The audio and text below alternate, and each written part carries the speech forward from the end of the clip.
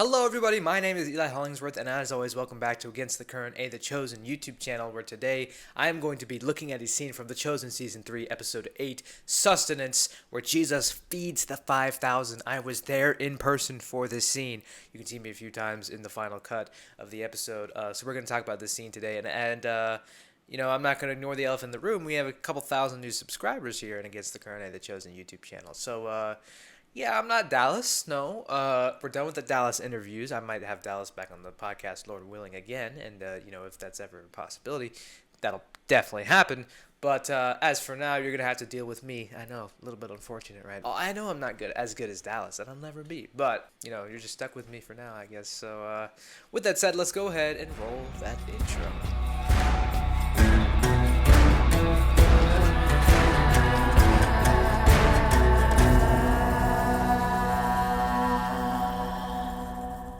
Before we begin, I do want to say a special thank you to all of you who have subscribed in the recent few days. This Dallas interview has been huge for the channel, huge for the podcast. So I just want to thank all of you who have newly found my channel, and I hope that you will enjoy watching all of my Chosen-related content. And if you haven't subscribed to Against the Current, The Chosen YouTube channel yet, then be sure to click that subscribe button, click that notification bell, and if you like this video also, that would also greatly help out the channel. And comment down below who's your favorite character, or just comment something. You guys all mean so much to me. I'm so glad that I can do this and just talk about the show that we all love in front of all of you guys, and I hope that you enjoy watching me talk about it. And I do want to mention one more thing. If you came here to just watch the scene, that's not what this video is about. This video is about my audio commentary over the scene. People watch this video to hear my thoughts on it. So if you don't want to hear me talking over it, which I know I'm very annoying, so I understand if you don't, then you can go watch the original scene of The Chosen Season 3, Episode 8, Sustenance. It's in the Chosen app. You can search up the Chosen app, the one with the Matthew icon, or you can go to thechosen.tv and watch it there, and then come back and watch this video. But I don't want to see any comments down there complaining about my commentary. But with that said, let's go ahead and roll this clip. Alrighty, and it's difficult to find a spot to kind of chop it into a video-long segment chunk to look at for the clip. So this is the best I could do because this is a long scene. We all know it's obviously a continuation of a lot. So, but this is where I decided to start it, and you'll see where I obviously decided to end it. But yeah, that kid, his name is Telemarcus now. I remember on my podcast I didn't remember his name, but his name is Telemarcus. Kid did a great job. The Case Winfield who played him did a great job. Super cool. Yes. Such a cool filming day. I mean, this day was so hot. It was so long, but it was so worth it because look at the final product. I mean, it's super awesome. Yes. And it's a different type of scene than the one we're gonna look at tomorrow, which I just filmed, but that's kind of weird. But this is a scene that is a sigh of relief of all of this tension that's been building up for basically the entire season, really, but especially this episode. All this tension and the intensity that's been building up, and now it's this sigh of relief. So it's just beautiful to see. When Jesus finally is just like, let's eat, which we'll see later. Spoiler alert. But again, hopefully you've already seen it. So yeah, it's just interesting to see how the disciples are all, they're discovering that they're out of food and nobody has any food, so they're just talking amongst themselves and while Jesus is still preaching. Listen carefully, because this is accessible to all of you, regardless of race or creed. Jonathan did such a great job, man. He had to, just think about this, guys. He had to preach this in front of thousands of people. And that's a really tough job. Oh, you can see me back there.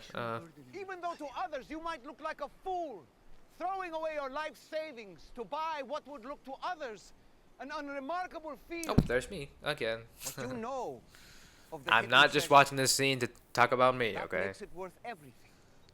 Yeah, and you can see Shahar Simon is still very mad about his current situation because, again, he's struggling with this idea of he knows that Jesus can do whatever he wants, but he's not doing. Apparently, he doesn't want to deal with Simon's issues, so he's really upset about that. I must speak with my students a moment.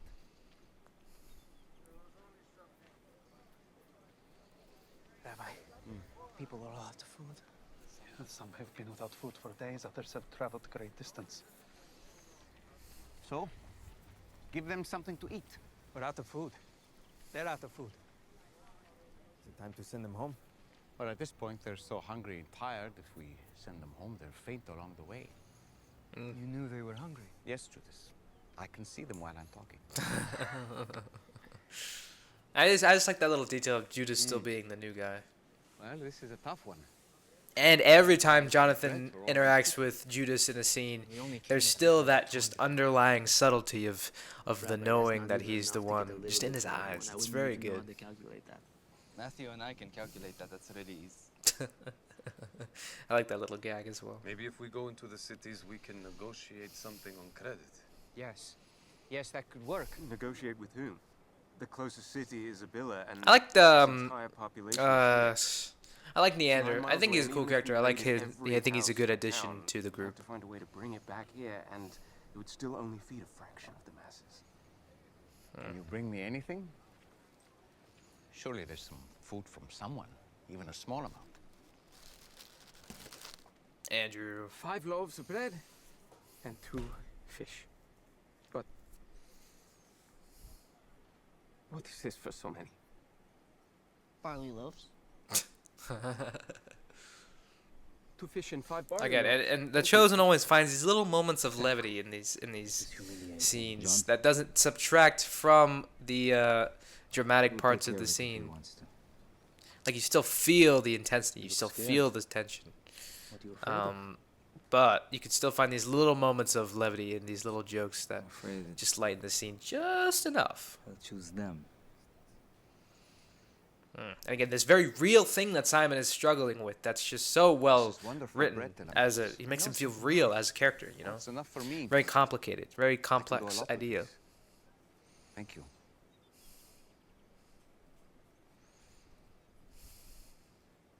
Blessed are you, Lord our God, King of the universe, who brings forth bread from the earth. Did they find some bread? That bread looks disgusting. I mean, it's not like in a negative way. I mean, that's how it looks. That's how the bread was at the time. I'm not like criticizing. That's just how it If looks. they've got bread, be ready. We'll probably be first. Feed them. Oh yeah, I like that little joke from the Jew What as has well. changed? Are we... Organize the people into groups of 50 and 100. Gather up 12 baskets to distribute the loaves and fish. Was I unclear? Because again, it's just this very real idea of, familiar? and I like that line from Thomas as well, saying this feels familiar, from the miracle that Thomas saw Jesus do. But the music's awesome, always awesome. But yeah, the disciples were always very confused. They did what they were told, but they were always questioning. I mean, yeah, think about what you would do in this situation. He's like, feed them, and they're like, okay. They have no idea how this is gonna go down. That the man took and sowed in his field. It is the smallest of all seeds. But when it has grown, it is larger than all the garden. It becomes a tree, so that the birds of the air can come and make their nests in its branches. I like that little parable, and the music. Oh, it's so good. Just this building up to this payoff of this scene that is just done so well. It's handled so well. I love it. This is honestly one of my favorite scenes in the whole show. So cool. It's better than the tail. That's the last of it. Yeah, that's the last of it. All right, Marcus, you can have your basket back.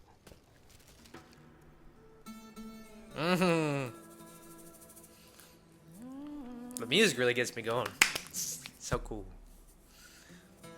I love the music in this scene. Dallas said the music was inspired by, or at least when they start handing out the food, music was inspired by Jimi Hendrix at Woodstock, which is, you can definitely hear that in the score there.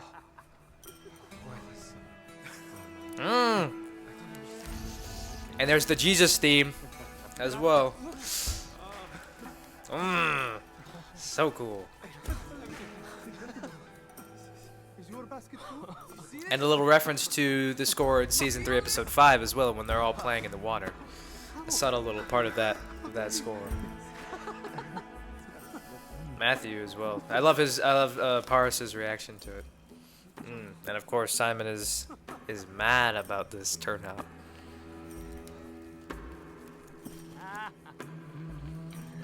There it is. Ah, the electric guitar.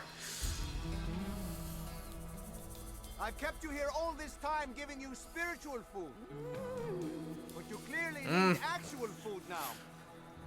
So let's eat. Oh.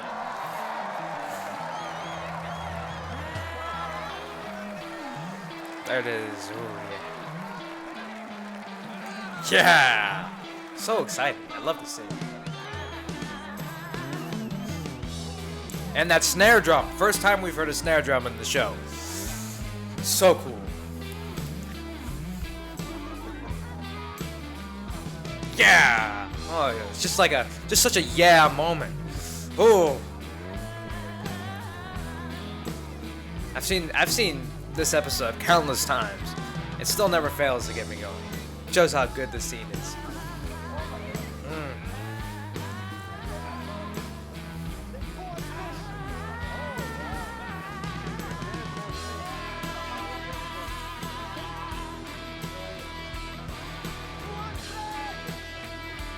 Oh yeah.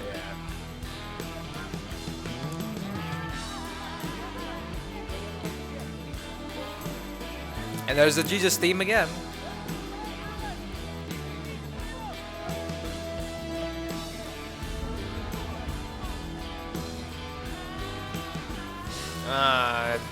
And Judas is I love the little detail of how Judas is standing there in disbelief, which is ultimately what became his downfall and what led to his questionable decisions later in life, and that is that disbelief that Judas is staring with.